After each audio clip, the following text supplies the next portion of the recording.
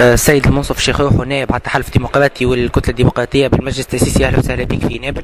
بارك الله فيك، أهلا وسهلا بنابل العزيزة. يعيش. كيفاش شفت سي المنصف الجزء اللي تابعته حول الحوار الوطني على الدستور في مدينة نابل؟ الدستور هو ملك لكل التوانسة، للأغلبية للأقليات، لأن اليوم أقلية إذا كانت تخدم عملها السياسي مليح وخدوة في برنامجها السياسي للانتخابات تنجم تحظى على ثقة أغلبية التوانسة وتولي هي أغلبية.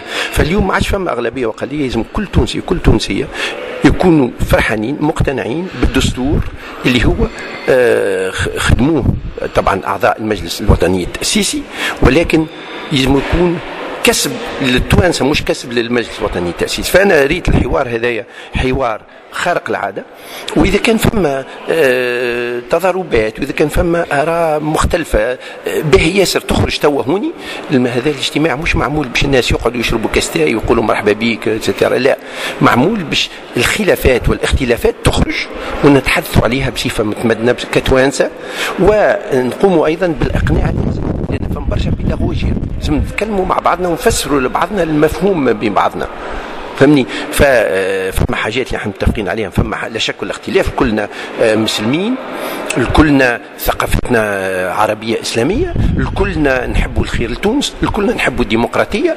بهذه المبادئ الكل إذا كان أنت مع الاسبيرانس وأنا مع الكلوب، ولا أنت مع نابل وأنا مع ستاد تونيزيان، صحيح باهي ياسر، نشوفوا ماتش كورة نتصفقوا ضد بعضنا وبعد فعل الماتش نمشيو ناخذوا قهوة مع بعضنا. فاللي نحبوا نقولوا أن في الأمور الأساسية نتكلموا مع بعضنا، وهذا الدستور اللي عملوا دستور خارق العادة، أن تونس بلاد اللي الراجل والمرأة فيها متساويين، والقرآن كتب أن الجنة مكتوب فيه بعد بسم الله الرحمن الرحيم الجنة تحت أقدام الأمهات. الأمهات عندهم دور أساسي، والثورة ما قامت كان على خاطر الأمهات التونسية اللي نهار الكل تسأل ولادها كليتشي وقريتشي، لصحتك لاباس ولا قرايتك لاباس، المستقبل نتاعك. فإذا كان عندنا بلاد الحمد لله اللي عندها الأم هذه وعندها الأب اللي عندها، علاش نفرقوا بين الاثنين؟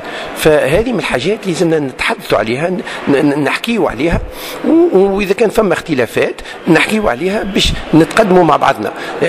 أنا فرحان أنا فما الحوارات هذه، لأن الحوار يلزم يكون بين الناس اللي يهمهم الأمر، وما يكونش في الشارع عن طريق ضرب لا قدر الله ومناورات واللي يصير في بلدان أخرى اللي قاعدين نشوفوا فيه. من مصر مع الأسف اللي كنا نتمناو أنها تمشي بسلام الواحد هذا، حتى الأقصى الواحد اللي نشوفوا فيه في سوريا. الاختلاف مش العداء، الاختلاف مش الكراهية، الاختلاف مش الحرب، الاختلاف هو وجهة نظر، وكي نقعدوا مع بعضنا مصلحتنا المشتركة تجعل لنا الاختلاف بالطرف بالطرف نلقاو له حلول باش كلنا نداو مع بعضنا. فهذا النقاش نحطه في هذا الإطار، ويبين أن تونس متمدنة إلى أقصى حد، وإن شاء الله أبنائنا وبناتنا يتمداو أحسن منا في العمل اللي قايمين به. سي المنصف، بالنسبة للجنة اللي سيادتك نائب رئيس فيها، لجنة التخطيط والمالية والتنمية، كيفاش كانت النقاشات بين الكتل فيها؟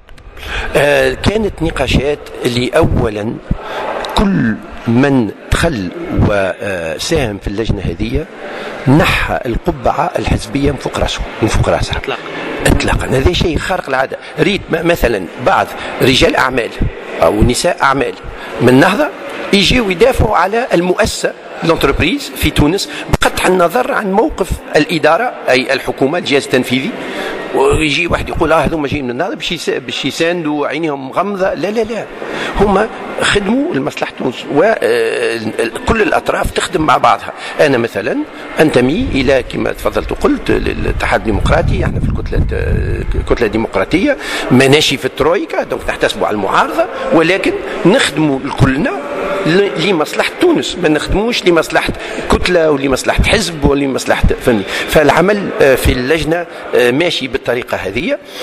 ثانيا العمل في اللجنة هذه هو عنده هدفين.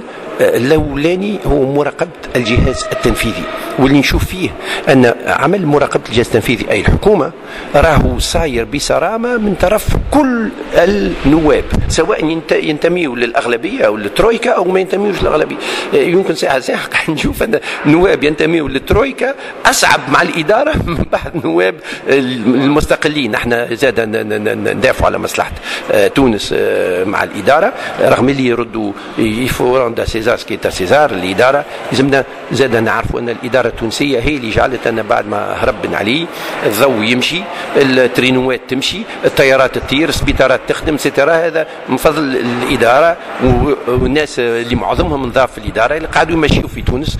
ولكن الإدارة مش عمل فني بركة وعمل سياسي، والعمل السياسي من مسؤولياتنا كنواب الشعب أننا تكون عندنا النظرة والتساؤلات اللي يجعل الشعب في مأمن من أي غلطات لا قدر الله.